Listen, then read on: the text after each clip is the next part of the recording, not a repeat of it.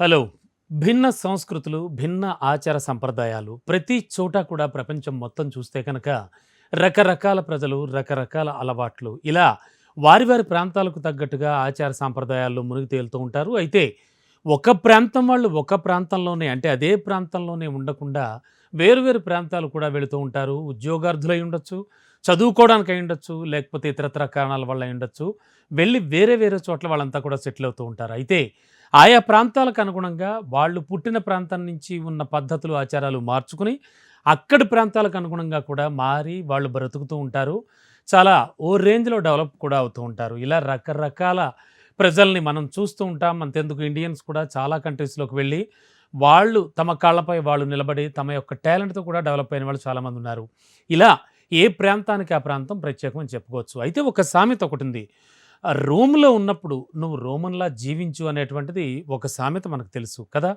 అంటే వరల్డ్ మొత్తం మీద చూస్తే ఏ ప్రాంతాలకు వెళితే అక్కడ పరిసరాలు, అలాగే అక్కడ స్థానికుల జీవన విధానాలకి అనుగుణంగానే జీవించాల్సి వస్తూ ఉంటుంది గదా! అంతేనా?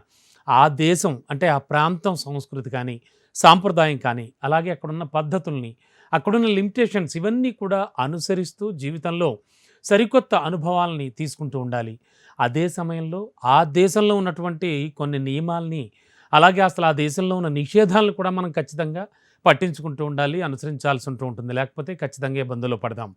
అయితే కొన్ని చోట్ల కొన్ని విచిత్రమైనటువంటి ఆచార వ్యవహారాలు కానీ, విచిత్రమైన అలవాట్లు కానీ, మనం నిత్యం చూసేటువంటి కొన్ని పరిస్థితులు, కొన్ని వ్యవహారాలు, మనం వాడేటువంటి వస్తువులు ఇవన్నీ కూడా చాలా ప్రాంతాల్లో అంటే చాలా ప్రాంతాల్లో అవి నిషేధాజ్ఞలను ఎదుర్కొంటూ ఉంటాయి. అవి చూసి మనకు నిజంగా ఆశ్చర్యం కలుగుతుంది.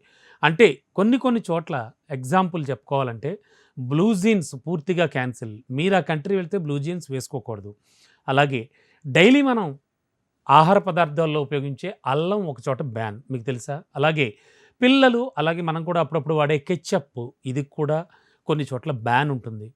ఇలాంటి వాటిలపై నిషేధాజ్ఞలు కూడా పాటించే దేశాలున్నాయి. అంటే వరల్డ్ మొత్తం మీద చూస్తే అనేక రకాలుంటాయి. వేర్వేరు ప్రాంతాలకు చెందిన ప్రజలు చాలా భిన్నంగా ఆలోచిస్తూ ఉంటారు. వారి ఆచార సంప్రదాయాలకు అనుగుణంగానే వాళ్ళు వెళుతూ ఉంటారు. అంటే వాళ్ళు ధరించే దుస్తులు కూడా చాలా భిన్నంగా ఉంటాయి.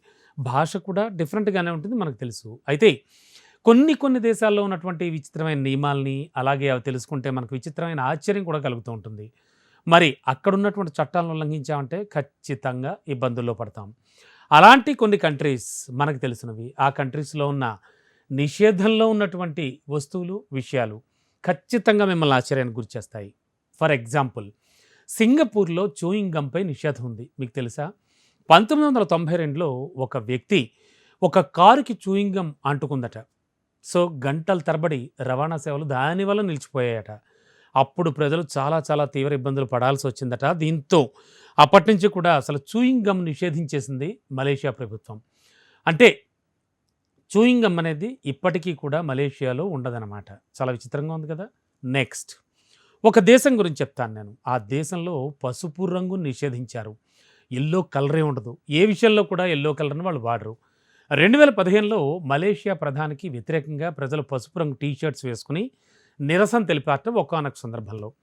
మరి దీన్ని నియంత్రించడానికి ప్రభుత్వ స్థలాల్లో పసుపు రంగు దుస్తుల్ని ధరించడం అక్కడి ప్రభుత్వం పూర్తి స్థాయిలో నిషేధించింది. చూసారా ఎంత విచిత్రంగా ఉందో? అంటే ప్రభుత్వానికి సంబంధించిన ఆ బౌండరీస్‌లో మీరు yellow colour shirt or yellow colour డ్రెస్‌తో కనిపిస్తే మీరు ఖచ్చితంగా జైలు పాలవ్వడం ఖాయం. నెక్స్ట్ సోమాలియా అనే ప్రాంతం ఉంది. సోమాలియాలో ఒక అంటే సింగర అనే పేరుతో కూడా అక్కడ ప్రజలు స్నాక్స్ రూపంలో సమోసాలు తీసుకుంటూ ఉంటారు. మరి అలాంటి సమోసాని అక్కడ నిషేధించారు. ఏమిటి తినే సమోసా కూడా నిషేధమా అంటే? అవును. వాళ్ళు నిషేధించారు. ఎందుకంటే తమ దేశంలో సమోసాలను తయారు చేయడం కానీ, తినడం కానీ, అమ్మడాన్ని కానీ, విక్రయించడానికి కానీ నిషేధిస్తున్నట్లుగా సున్నీ ఇస్లామిక్ మిలిటరీ రాజకీయ పార్టీ అయినటువంటి అల్ షబాబ్ గ్రూప్ ప్రకటించింది. ఎందుకంటే సమోసా ఉన్న ఆకారమే సోమాలియా దేశానికి అభ్యంతరకరమట. ఎందుకు? సమోసా ట్రయాంగిల్ షేప్‌లో ఉంటుంది మనకు తెలుసు. సమోసా ట్రయాంగిల్ షేప్ క్రైస్తవుల పవిత్ర చిహ్నం అని, తాము సోమాలియా ఇస్లామిక్ మతానికి పూర్తిగా విరుద్ధంగా ఉందని నమ్ముతూ ఉంటారు వాళ్ళు. ఇది సోమాలియా వరకు. మరి నెక్స్ట్ గ్రీస్‌లోకి వెళదాం. అక్కడ ఏవి నిషేధించబడ్డాయో తెలుసా? చాలా ఫన్నీగా ఉంటుంది. వీడియో గేమ్స్ నిషేధించబడ్డాయి. ఎందుకు? కేవలం వీడియో గేమ్‌లు మాత్రమే కాదు. అసలు ఎటువంటి కంప్యూటర్ గేమ్‌లైనా కూడా ఈ దేశంలో ఆడడం నిషేధం. 2002లో చట్టం తీసుకొచ్చి మరీ గ్రీస్‌లో వీడియో గేముల్ని నిషేధించారు. చాలా గమ్మత్తుగా ఉంది కదా! అండ్ ఒకసారి ఉత్తర కొరియా వెళదాం. అక్కడ బ్లూ జీన్స్‌కి అనుమతి లేదు. జీన్స్ అంటే ఏమిటసలు అర్థం? బ్లూ కలర్ కదా ఉంటాయి. అలాంటి జీన్స్‌కి అక్కడ అనుమతి లేదు. ఎవరు జీన్స్ వేసుకోకూడదు. బ్లూ కలర్ అనేది అమెరికాని గుర్తుకు తెస్తుందని ఎంత విచిత్రంగా ఉందో చూడండి. అందుకే నిర్ణయం తీసుకున్నామని ఆ దేశ పాలకుడు పేర్కొంటూ ఉన్నాడు. చూసారా? ఎంత కొన్ని కొన్ని తెలుసుకుంటూ ఉంటే ప్రపంచం మొత్తం మీద చాలా చాలా ఫన్నీగా ఉంటుంది. ఒకంత ఆశ్చర్యం, ఆందోళన కలిగి ఒక రకమైన ఆలోచన కూడా వస్తూ ఉంటుంది. ఆయా దేశాల్లో ఇంకా చాలా చాలా పెద్ద లిస్టే ఉంది ఇది. ప్రస్తుతానికి చాలా విచిత్రంగా ఉన్నవి మాత్రమే నేను మీకు చెప్పాను. ఇలాంటివన్నీ కూడా నిషేధాజ్ఞలున్న దేశాలవి.